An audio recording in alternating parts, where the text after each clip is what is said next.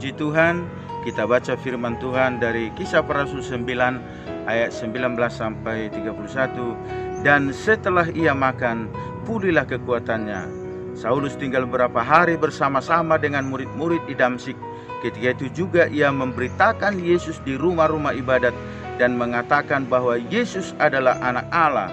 Semua orang yang mendengar hal itu heran dan berkata, bukankah dia ini yang di Yerusalem mau membinasakan barang siapa yang memanggil nama Yesus ini? Dan bukankah ia datang ke sini dengan maksud untuk menangkap dan membawa mereka ke hadapan imam-imam kepala? Akan tetapi Saulus semakin besar pengaruhnya dan ia membingungkan orang Yahudi yang tinggal di Damsyik karena ia membuktikan bahwa Yesus adalah Mesias. Beberapa hari kemudian orang Yahudi merundingkan suatu rencana untuk membunuh Saulus, tapi maksud jahat itu diketahui oleh Saulus. Siang malam orang-orang Yahudi mengawal semua pintu gerbang kota supaya dapat membunuh dia. Sungguh pun demikian pada suatu malam, murid-muridnya mengambilnya dan menurunkannya dari atas tembok kota dalam sebuah keranjang. Setibanya di Yerusalem, Saulus mencoba menggabungkan diri kepada murid-murid, tetapi semuanya takut kepadanya karena mereka tidak dapat percaya bahwa ia juga seorang murid. Tetapi Barnabas menerima dia dan membawanya kepada rasul-rasul dan menceritakan kepada mereka bagaimana Saulus melihat Tuhan di tengah jalan dan bahwa Tuhan berbicara dengan dia dan bagaimana keberaniannya mengajar di Damsyik dalam nama Yesus. Dan Saulus tetap bersama-sama dengan mereka di Yerusalem dan dengan keberanian mengajar dalam nama Tuhan. Ia juga berbicara dan bersoal jawab dengan orang-orang Yahudi yang berbahasa Yunani, tetapi mereka itu berusaha membunuh dia. Tapi setelah hal itu diketahui oleh saudara-saudara anggota jemaat, mereka membawa dia ke Kaisarea dan dari situ membantu dia ke Tarsus.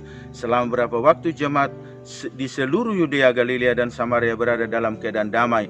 Jemaat itu dibangun dan hidup dalam takut akan Tuhan.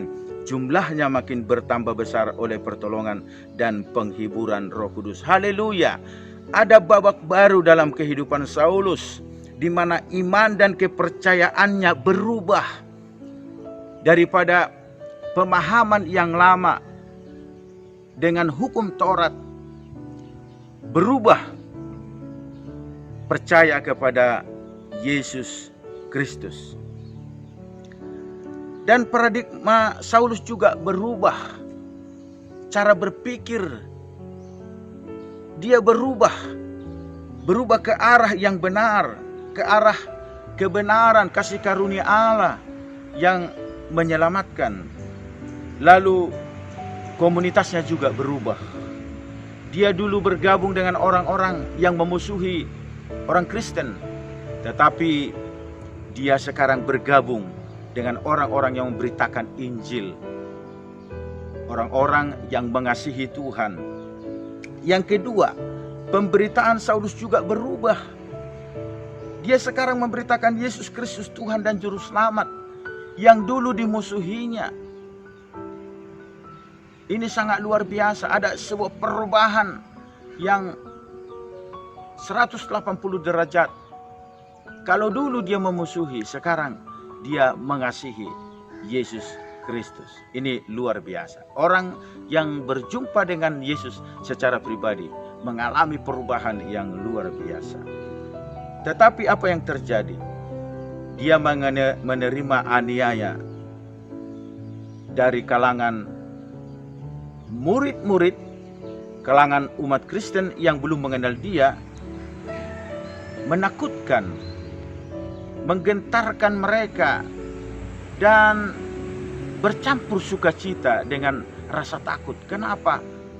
Tidak mungkin orang ini bisa memberitakan Yesus. Itulah hal-hal yang luar biasa, di mana Roh Kudus mengerjakan sesuatu dalam kehidupan Saulus, sehingga dia berubah. Beritanya juga berubah. Kalau dulu berita permusuhan, sekarang berita damai sejahtera. Dan yang terakhir, jemaat itu dibangun dan hidup dalam takut akan Tuhan. Begitu luar biasa orang-orang yang menerima pemberitaan Paulus dan yang menerima pribadinya karena mendengar berita yang dibawa oleh Paulus yang sudah berubah dari permusuhan kepada pendamaian. Mereka mengalami lawatan Tuhan yang luar biasa dan mereka diberikan roh takut akan Tuhan. Dan apa yang terjadi? jumlah orang percaya semakin bertambah oleh pertolongan Roh Kudus. Kiranya hidup kita yang telah berjumpa dengan Yesus mengalami perubahan. Kita menghidupi kehidupan yang baru, ya, new normal, dan kita melihat nama Yesus dimuliakan. Amin.